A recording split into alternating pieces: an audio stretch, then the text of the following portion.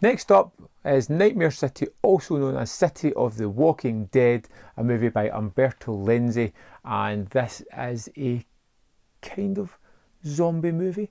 It is all about a reporter played by Hugo Spitlitz who is asked to go to an airfield to interview this professor who is flying in to tell them all about a nuclear power plant that has went into meltdown a few miles away. And just to give an update on that, when the plane lands, after a few moments, the professor comes out, decides to stab somebody next to him, and the plane just unleashes all these crazed maniacs that start killing people, slitting their throats, drinking their blood, and they're all disfigured with strange makeup. And this is the basic premise of the movie. These people are infecting other people, and they're starting to take over this city, drinking people's blood to sustain themselves. And we have the reporter who wants to get to the TV station to get this news out, then get his wife and get the hell out of here, because this is just sheer chaos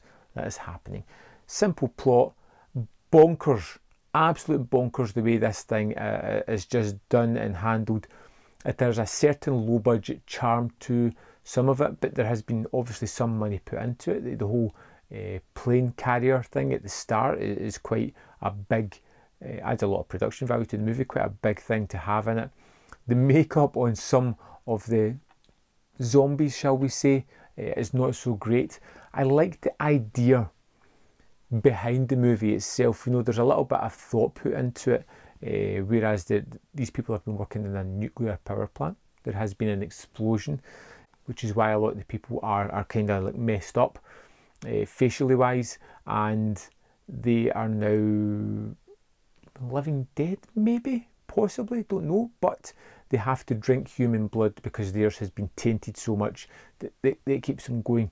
And the thing about this that's different from most zombies is, yes, they're fast, yes, there are hordes of them, but they also have a lot of their faculties with them.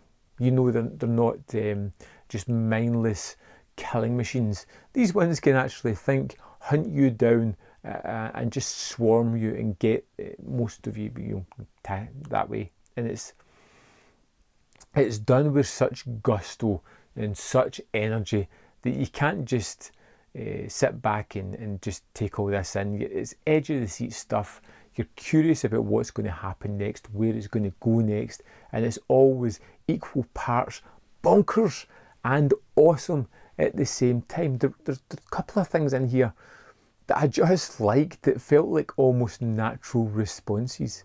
There's a moment where there's an operation going on within the hospital and these things burst in, and the doctor just almost instinctively just launches a scalpel into one of them, like just across the room, throws it.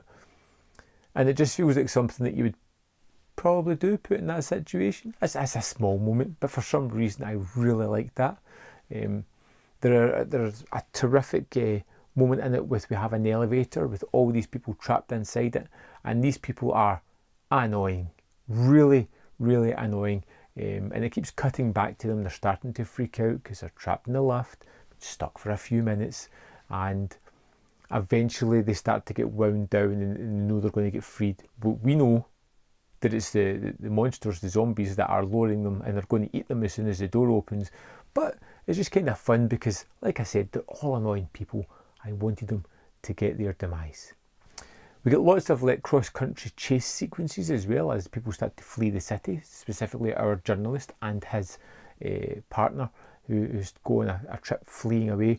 And this ends up at a fairground at one point, and there's a couple of things about the finale that I won't talk about that really kind of surprised me, especially the way it left the relationship between the reporter and his wife and how things got with them. But more importantly, the way the movie ends, which I won't spoil for you in case you haven't seen it. But man, that is a trope ending if ever I've seen one.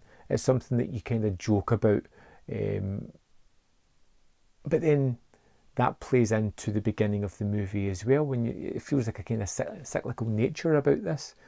It's strange. Like I said, this entire movie is both bonkers and awesome at the same time. Great performances, especially by Hugo Spitlitz. You get some good action, you get some not so great special effects, you get some pretty damn fine special effects. It seems to be a mismatch of everything, but it definitely has its own aesthetic. It definitely has its own kind of story. I love the thought and the idea of it into why these people are acting the way they are. But are they zombies or are they not? I'd love to know your answer and your reasoning to that, as well as what you thought about Nightmare City. Let me know in the comment box below your thoughts on this movie, and I will see you next time on Man vs. Film.